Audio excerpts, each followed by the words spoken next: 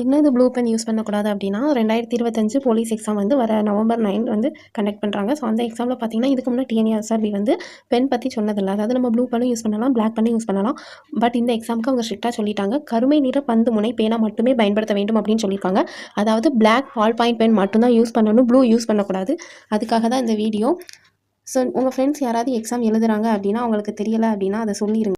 So இந்த இன்ஸ்ட்ரக்ஷனில் 8th point பார்த்தீங்க அப்படின்னா கிளியராக கொடுத்துருக்காங்க. என்ன அப்படின்னா ப்ளூ பென் யூஸ் பண்ணக்கூடாது, கருமை நிற பந்து முனை எழுதுகோள் மட்டுமே பயன்படுத்த வேண்டும். ஒரு சிலருக்கு இது தெரியாமல் இருக்கலாம், ஏன்னா நம்ம மேக்ஸிமம் ஹால் டிக்கெட்டில் இன்ஸ்ட்ரக்ஷன்லாம் அந்த அளவுக்கு கவனிக்க மாட்டோம். பட் இதில் தான் சொல்லியிருக்காங்க, கருமை நிற பந்து முனை பேனா மட்டுமே பயன்படுத்த வேண்டும். பிற வண்ண மையினாலோ அல்லது பென்சிலாலோ பட்டை தீட்டினால் விடைத்தாள் மதிப்பீடு செய்யப்படாது அப்படின்றத சொல்லியிருக்காங்க. ஸோ ரொம்ப கான்சென்ட்ரேட் பண்ணுங்கள், ப்ளூ பென் யூஸ் பண்ணக்கூடாது. உங்களுக்கு தெரிஞ்சவங்க, அவங்க அண்ணன் தம்பி இல்லை சிஸ்டர் யாராவது ஃப்ரெண்ட்ஸ் யாராவது அப்ளை பண்ணியிருந்தாங்க, பிசி எக்ஸாம் எழுத போகிறாங்கன்னு உங்களுக்கு தெரிஞ்சது அப்படின்னா தயவு செஞ்சு அவங்களுக்கு இந்த வீடியோ ஷேர் பண்ணுங்கள். ப்ளூ பென் யூஸ் பண்ணக்கூடாது, பிளாக் மட்டும் தான் யூஸ் பண்ணணும். ஸோ இதை மாதிரி வேறு என்ன முக்கியமான இன்ஸ்ட்ரக்ஷன்லாம் சொல்லியிருக்காங்க அப்படின்றது கம்ப்ளீட்டாக தெரிஞ்சுக்கணும் அப்படின்னா இந்த ஹேண்டில் கீழே இருக்க இந்த லிங்க் செக் பண்ணிங்க அப்படின்னா உங்களுக்கு ஃபுல் வீடியோ ஓப்பன் ஆகிற மாதிரி இருக்கும்.